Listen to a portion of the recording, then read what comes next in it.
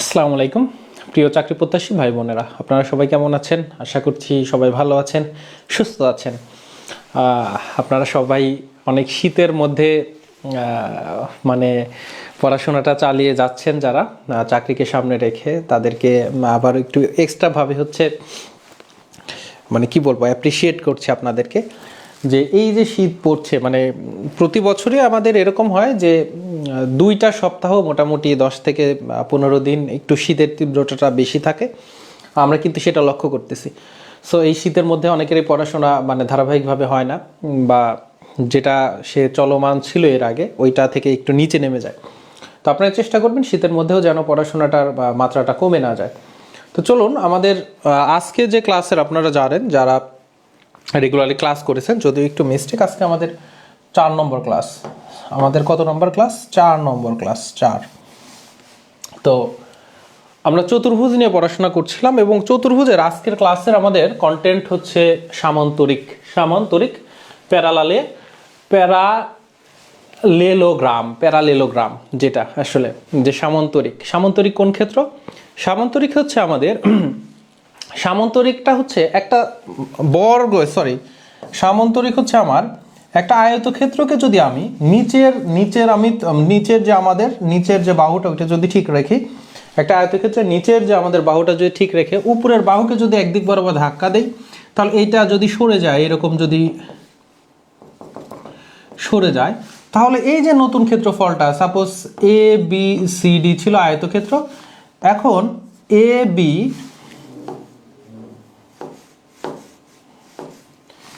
B C D হচ্ছে আয়তক্ষেত্র ছিল। এখন ডিটা আসলে আমরা এদিক বরাবর ধাক্কা দিয়েছি, ডিটা ডি প্রাইম চলে গেছে, সিটা সি প্রাইমে গেছে। তাহলে A B C prime D prime হচ্ছে আমার সামান্তরিক। তো সামান্তরিক ক্ষেত্রফলের যদি আমরা বৈশিষ্ট্য ক্যারেক্টারিস্টিক্স দেখি বা আমরা সংজ্ঞায়িত করব কিভাবে, সেটা হচ্ছে একটা ক্ষেত্রের যদি বিপরীত বাহুগুলো সমান ও সমান্তরাল হয়। দেখেন এটা এ বি সি ডি, তো বাহু কয়টা? আমার 4টা বাহু আছে। সো এডি বাহু, এই যে এডি বাহুটা, এই এডি বাহুর বিপরীত বাহুকে বিসি।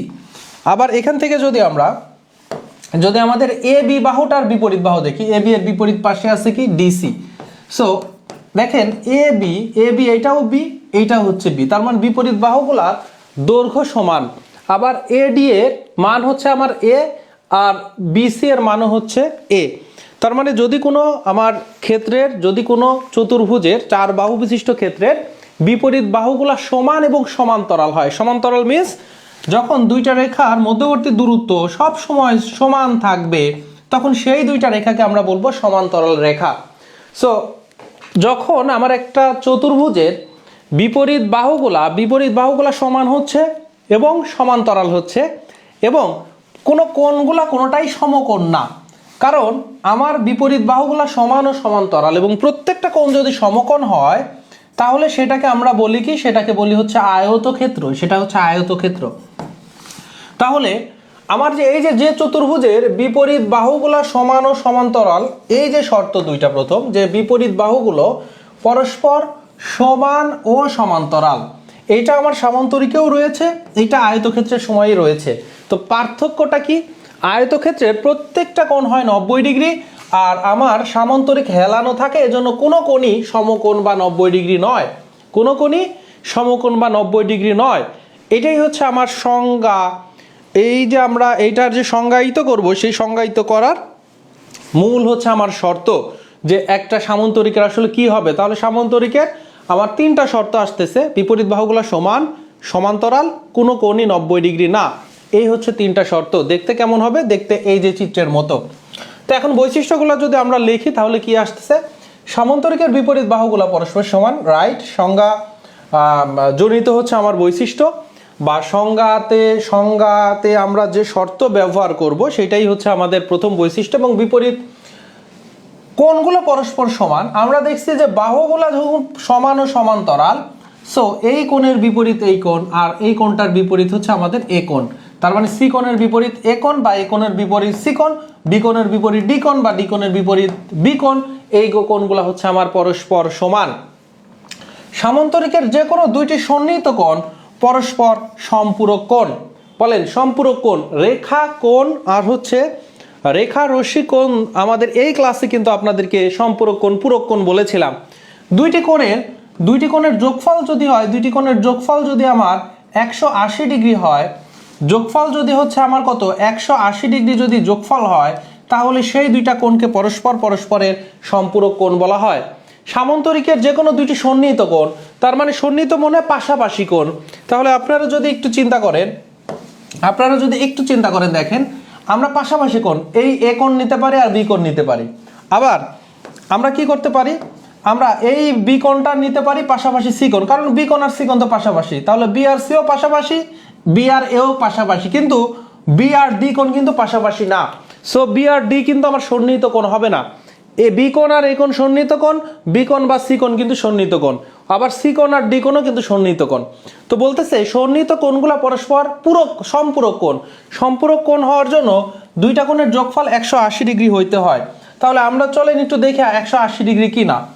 আমরা যদি এই বিসি বাহুকে যদি বর্ধিত করি, তাহলে একটু চিন্তা করে দেখেন যে আমার বি কোণ, এই যে বি কোণ আর এখানকার এই বাইরের দিকের কোণটা কিন্তু সমান হবে। কেন সমান হবে?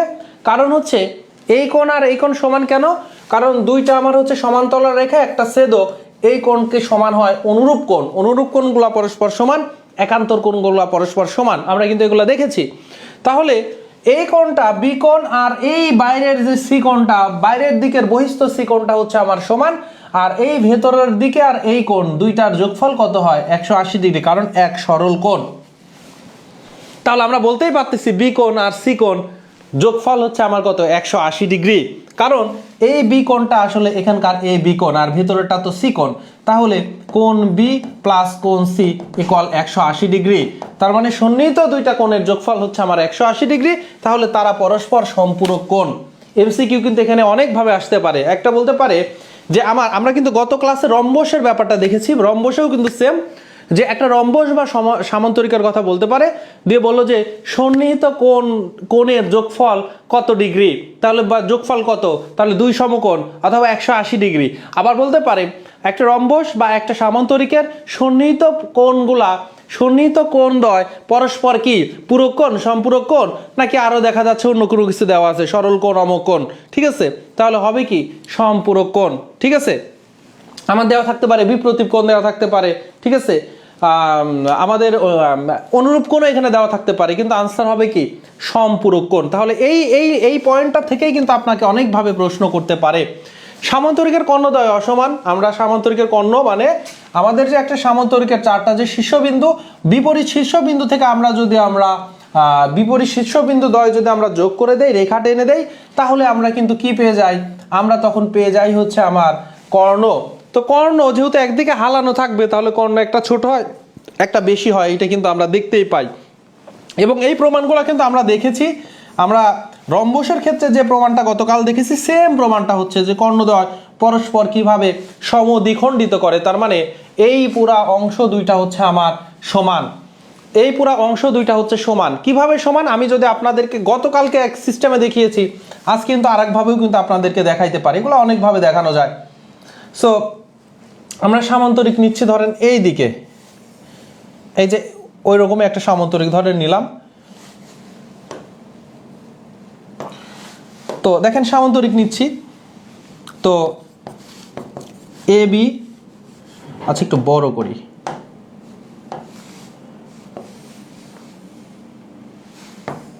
একটু বড় করে নিলাম। প্রমাণটা একটু দেখেন,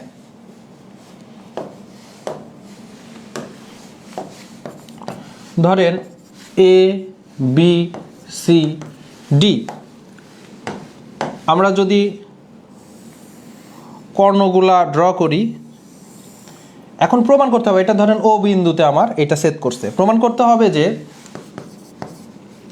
বিও সমান সমান হচ্ছে ডিও বা ওডি, আর এও সমান সমান হচ্ছে ওসি, এটা আমার প্রমাণ করতে হবে। তো প্রমাণ করার জন্য আমার সিস্টেম কি, একদম ইজি সিস্টেম, আমি আপনাদেরকে শর্টে দেখাচ্ছি। দেখেন, সেটা হচ্ছে যে আমাদের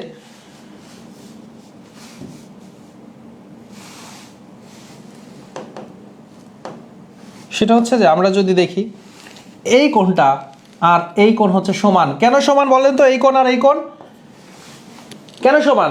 এটা হচ্ছে একান্তর কোণ। এটা কি কোণ? একান্তর কোণ। কারণ দেখেন জেড আকৃতি,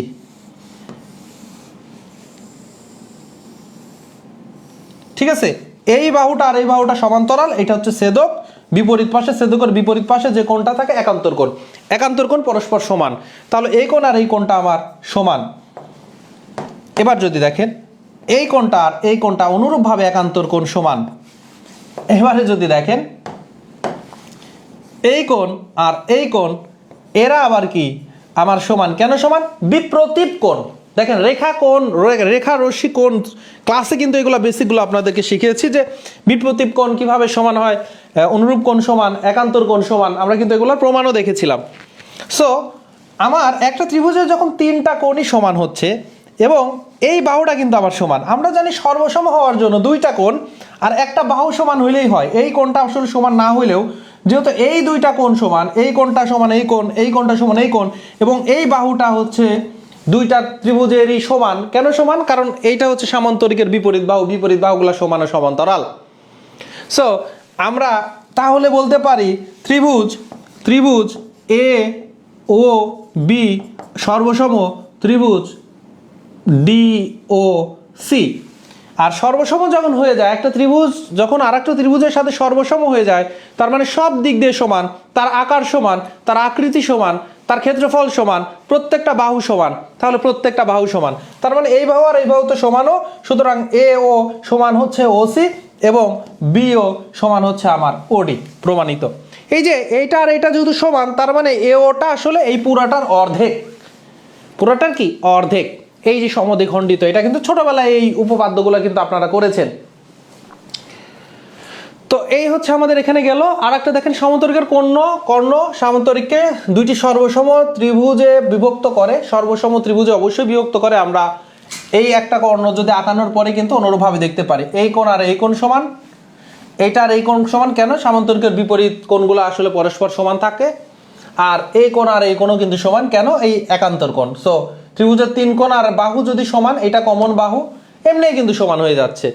আর এটা আরো সহজভাবে প্রমাণ করা যায়, কোণ দিয়েও সর্বসম প্রমাণ করতে পারি, আবার বাহু দিয়েও করতে পারি। এই বাহু আর এই বাহু সমান, কারণ এই বাহুটা আর এই বাহুটা একটা সামান্তরিকের দুইটা বিপরীত বাহু, অনুরূপভাবে এই বাহু আর এই বাহু সমান। আর এই কর্ণটা হচ্ছে সাধারণ বাহু। তার মানে একটা ত্রিভুজের তিনটা বাহু আর একটা ত্রিভুজের তিনটা বাহুর যখন সমান হচ্ছে, তখন সেটা সর্বসম ত্রিভুজ। আর সর্বসম ত্রিভুজ হইলে আমাদের কি ঘটনা ঘটবে? সর্বসম ত্রিভুজই তা প্রমাণ করতে হবে। এই সর্বসম ত্রিভুজ হয়ে গেছে। তাহলে আপনি কোণ দিয়েও সর্বসম ত্রিভুজ বানাইতে পারতেছেন, আবার কি দিয়ে ত্রিভুজ বানাইতে পারতেছেন? আপনি হচ্ছে রেখা দিয়েও ত্রিভুজগুলা বানাইতে পারতেছেন। এবারে আমাদের যেটা সামান্তরিকের ক্ষেত্রফল ভূমি গুণন উচ্চতা। সামান্তরিকের ক্ষেত্রফল কি? ভূমি গুণন উচ্চতা। ভূমি গুণন উচ্চতা। সো এই ভূমি গুণন উচ্চতা, এইটারও প্রমাণ খুবই সহজ প্রমাণ। সেটা হচ্ছে সামান্তরিকের যে কোনো একটা শীর্ষ বাহু থেকে আমরা যদি ভূমির উপরে যদি লম্ব টানি, তাহলে এই লম্বটা আমরা ধরে নিলাম এইচ। এই লম্বটা ধরে নিলাম এইচ। তাহলে আমরা যদি এখান থেকে যদি এই বিসিকে যদি বর্ধিত করি এবং ডি থেকেও যদি লম্ব টানি, তাহলে ঠিক এতটুক জায়গা, যতটুকু আমরা এখান থেকে এই গ্যাপটা, ঠিক এতটুক জায়গা এখানে তৈরি হয়েছে। তার মানে আমরা যদি এটাকে যদি বি প্রাইম ধরি, এটা যদি সি প্রাইম ধরি, তাহলে A B prime C prime D এর এটা কি? এটা হচ্ছে আয়তক্ষেত্র। আর এই আয়তক্ষেত্র যতটুকু এ বি সি ডি সামান্তরিক, ঠিক ততটুকুই এরিয়া। তো আয়তক্ষেত্র হিসাব করলে আমরা জানি আয়তক্ষেত্রের ক্ষেত্রফল হচ্ছে দৈর্ঘ্য গুণন প্রস্থ। দৈর্ঘ্য গুণন প্রস্থ। তাহলে এর দৈর্ঘ্য কতটুকু? দৈর্ঘ্য হচ্ছে আমাদের এই এতটুকু দৈর্ঘ্য, যতটুকু ভূমি, কারণ এই যে এই পরিমাণ জায়গাটা কিন্তু এই পরিমাণ। সো দৈর্ঘ্য যদি আমাদের কত? এ হয়, আর প্রস্থ যেটা আমাদের এই যে প্রস্থ এইচটা হচ্ছে আমার প্রস্থ। কারণ আয়তক্ষেত্র, আমরা আয়তক্ষেত্র কোনটা? এ বি সি প্রাইম ডি। তখন আমাদের এই যে দৈর্ঘ্য এতটুকু আর প্রস্থ হচ্ছে এই যে এটা হচ্ছে আমার প্রস্থ। তার মানে এ গুণন এইচ। এই আয়তক্ষেত্রটাই আসলে কি? সামান্তরিকের ক্ষেত্রফলের সমান। সো আমরা ভূমি গুণন উচ্চতা, পরীক্ষাতে প্রশ্নের মধ্যে সরাসরি ভূমি অথবা উচ্চতা দুইটাই দেওয়া থাকবে, তখন আপনাকে বের করতে বলবে। আর সামান্তরিকের পরিসীমা কত? 2 গুণন দৈর্ঘ্য যোগ প্রস্থ। 2 গুণন দৈর্ঘ্য যোগ প্রস্থ। ভালো করে মাথায় রাখবেন, এখানে কিন্তু উচ্চতা বলা আছে, প্রস্থ না। এখানে কিন্তু প্রস্থ না, ঠিক আছে? প্রস্থ হইলে আমার সামান্তরিকের এইটা প্রস্থ, আর উচ্চতা মানে একটা শীর্ষবিন্দু থেকে বিপরীত আমার যে ইয়ার উপরে বিপরীত যে ভূমির উপরে যে লম্বটা টানবো সেটা হচ্ছে আমার উচ্চতা, সেটা হচ্ছে কি, সেটা হচ্ছে আমার উচ্চতা।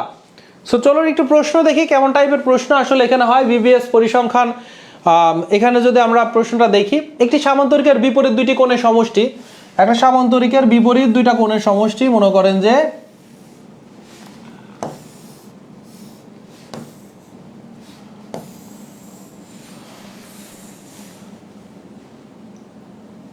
ধরেন এইরকম একটা সামান্তরিক, ঠিক আছে। তো এই সামান্তরিকের এই কোণটাও 30 ডিগ্রি, বিপরীত কোণ তাহলে অবশ্যই 30 হবে, তাহলে 30 যোগ করলে কত হবে, 60 হবে। এখন বলছে অপর যে দুইটা আমার কোণ আছে, এই দুইটার আসলে অপর দুইটা কোণের আসলে মান কত, অপর দুইটা কোণগুলার আসলে মান কত, অপর একটি কোণের মান, অপর যে কোণটা আছে ওই কোণটার মানটা আসলে কত হবে। তাহলে দেখেন আমরা জানি চতুর্ভুজের 4 কোণের সমষ্টি, একটা চতুর্ভুজের 4 কোণের সমষ্টি 4 সমকোণ মানে 360 ডিগ্রি। 360 ডিগ্রি থেকে দুই কোণের যোগফল হচ্ছে আমার 30 30 60 বিয়োগ করে দেই, তাহলে এই আমার হচ্ছে 300 ডিগ্রি হচ্ছে আমার এই কোণটা, ধরেন এটা এ, এইটা বি, এইটা সি, এইটা হচ্ছে ডি। তার মানে এই 300, এইটা হচ্ছে আমার কি ত্রিভুজ কোণ এ আর কোণ সি এর পরিমাণ হচ্ছে আমার 300 ডিগ্রি। তাহলে যে কোনো একটা কোণ কত হবে, তাহলে 300কে 2 দিয়ে ভাগ করতে হবে, তার মানে 150 ডিগ্রি। 150 ডিগ্রি হচ্ছে আনসার। সিম্পল কিন্তু থাকবে, আপনারা কিন্তু একটু প্র্যাকটিস করে নেন। এবার দেখেন কি বলতেছে, একটা সামান্তরিক, তাহলে চলুন সামান্তরিকটা আঁকাই ফেলি। সামান্তরিকে কি বলতেছে, যে একটা সামান্তরিক ধরেন এ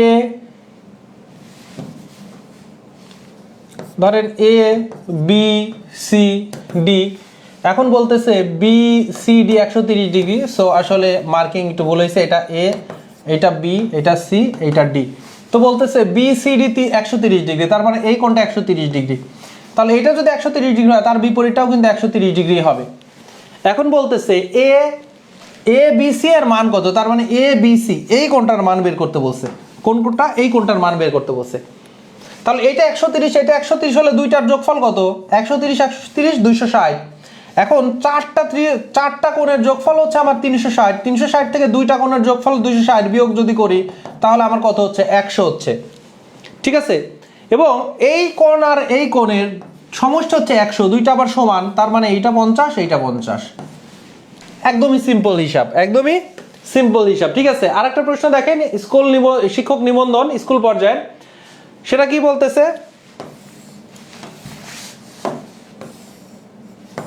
কি দেখেন, এবিসিডি সামান্তরিকের ডিসি বাহুকে ই পর্যন্ত বৃদ্ধি করা হয়েছে। সো আমাদের এখানে বলতেছে কি দেখেন, এবিসিডি একটা সামান্তরিক দিলাম, ডিসি বাহুকে ই পর্যন্ত বর্ধিত করছি, দিয়ে কোণ বিএসি 100 ডিগ্রি, কোণ বিএসি এইটা 100 ডিগ্রি হলে কোণ বিসিই কত, এটা যদি 100 ডিগ্রি হয়, এই কোণটাও কত ডিগ্রি, 100 ডিগ্রি। এখন বলতেছে ডিসি কে ই পর্যন্ত বর্ধিত করি। আমরা ভুল দিকে আছি, দেখেন আমরা তার চাইতে এ বি সি ডি দিয়ে দিছি, কোণ বিএডি এইটা দেখেন কত ডিগ্রি আছে, 100 ডিগ্রি, কোণ বিএডি 100 ডিগ্রি। আচ্ছা, এবার বলতেছে ডিসি বাহুকে এই ডিসিকে আমরা এই দিক বরাবর বর্ধিত করছি ই পর্যন্ত বর্ধিত করছি। তাহলে এখন আমাকে কোণ বের করতে বলছে বিসিই এই কোণটার মান বের করতে বলছে। খুবই সিম্পল ম্যাথ। এটা যদি 100 ডিগ্রি হয়, তাহলে এই কোণটাও কত, 100 ডিগ্রি। সামান্তরিকের বিপরীত কোণগুলো সমান। আর এই পুরা কোণটা কত, এই পুরা কোণটা হচ্ছে আমার এক সরল কোণ 180 ডিগ্রি। এখান থেকে যদি 100 ডিগ্রি আমরা যদি বিয়োগ করে দেই, তাহলে 80 ডিগ্রি হচ্ছে আমার কত, এই কোণটা হচ্ছে 80 ডিগ্রি। তাহলে গ নাম্বার হচ্ছে আনসার। আপনারা আনসার করবেন, ঠিক আছে।